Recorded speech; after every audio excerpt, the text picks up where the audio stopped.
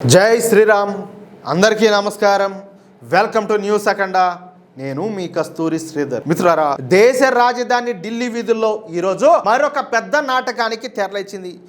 E20 ethanol అంశాన్ని పట్టుకొని ఏ ముందస్తు అనుమతి కూడా లేకుండా ఆమ్ ఆద్మీ పార్టీ నేతలు మన ప్రధాని మోడీ గారి నివాసం ముట్టడికి బయలుదేరినారు.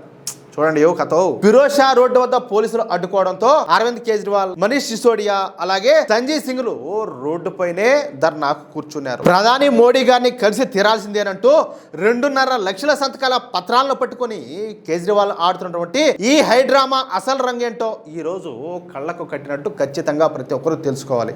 అసలు ఈ నిరసనలకు ఇథనాల్ వివాదానికి ఉన్నటువంటి పాత కథ ఏంటో మనం ఒకసారి వెనక్కి వెళ్ళి చూడాలి. భారత విద్యుత్తు అలాగే ఇంధన భద్రత కోసం, మన రైతుల రాబడిని పెంచడం కోసం మన కేంద్ర ప్రభుత్వం 2003లోనే బయో ఇంధన విధానానికి నాంది పలికింది. అప్పుడు ఎవరు ప్రధానమంత్రి? మన వాజ్పేయి గారు. కానీ గత ప్రభుత్వాల హయాంలో ఇథనాల్ బ్లెండింగ్ కేవలం 1.5% కూడా దాట్ల. మన దేశం పెట్రోల్ కోసం 85% పైగా విదేశీ ఆయిల్ దిగుమతులపైనే ఆధారపడేలా చేసి మన ఖజానాను చెప్పాలంటే ఖాళీ చేశారు. కానీ 2014లో ప్రధాని నరేంద్ర మోడీ గారు అధికారంలోకి వచ్చిన తర్వాత మన రైతు సోదరుల జేబులు నింపేలా స్వదేశీ ఇంధన విప్లవానికి శ్రీకారం చుట్టారు. 2014 నాటికి మన దేశంలో కేవలం 421 కోట్ల లీటర్ల ఇథనాల్ ఉత్పత్తి సామర్థ్యం మాత్రమే ఉంది. మోడీ గారి విజన్ వల్ల ఈ రోజు మన ఉత్పత్తి ఏకంగా 2000 కోట్ల లీటర్లకు పైగా పెరిగింది. అర్థమవుతుందా? ఒక్కసారి ఆలోచించండి. 421 కోట్ల లీటర్లు ఎక్కడ,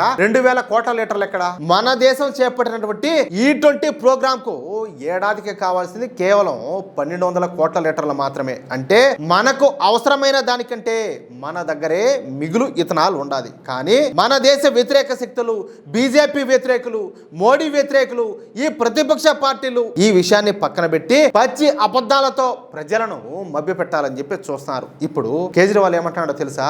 మోడీ గారు అమెరికాకు లొంగిపోయినాడు.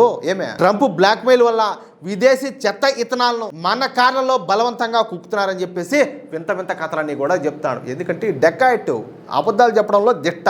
అర్థమవుతుందా? చదువుకున్నానని చెప్పుకునేటటువంటి ఈ నయా నెట్వర్క్లకు అసలు ఇంతకు చట్టాలు తెలుసా అనే డౌట్ కూడా వస్తుంది మనకందరికి కూడా. E20 ప్రోగ్రామ్ లో దిగుమతి చేసుకున్న విదేశీ ఇథనాల్ను పెట్రోల్ బ్లెండింగ్ లో వాడటం పైన మన భారతదేశంలో చట్టబద్ధంగా పూర్తి నిషేధం ఉండాలి. చూడండి, ఏ ఆయిల్ కంపెనీ కూడా కనీసం ఒక్క చుక్క విదేశీ ఇథనాల్ కూడా పెట్రోల్ లో కలపలేదు, ఎట్టి పరిస్థితుల్లో కూడా కలపకూడదు. అర్థమవుతుందా? మరి మనం అసలు దిగుమతులే చేయడం లేదా అంటే బ్రెజిల్ అలాగే అమెరికా నుంచి మనం దిగుమతి చేసుకునేటటువంటి కొద్దిపాటి ఇథనాల్ను కేవలం ఫార్మా రంగానికి, పెయింట్స్ అలాగే ఇండస్ట్రియల్ కెమికల్స్ కోసమే వాడతారు. అంతేగాని ఈ పెట్రోల్ వీటిల్లో మాత్రం మిక్స్ చేయరు. కానీ రాహుల్ గాంధీ, కేజ్రీవాల్ అలాగే ప్రశాంత్ కిషోర్ వంటి నేతలు నిజాలు చెప్పకుండా జనాన్ని ఎరిపప్పలు చేయాలని చెప్పి చూస్తున్నారు.